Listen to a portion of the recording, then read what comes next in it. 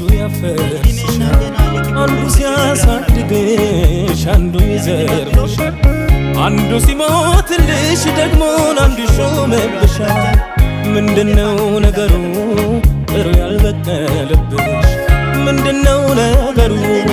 ዘር ያልበቀለብሽ አንቺ ደሃ ሀገሬ ኢትዮጵያ ዛሬ ማን ያስብሽ አንቺ ደሃ ሀገሬ እናቴን እስኪ ማን ያስታውስሽ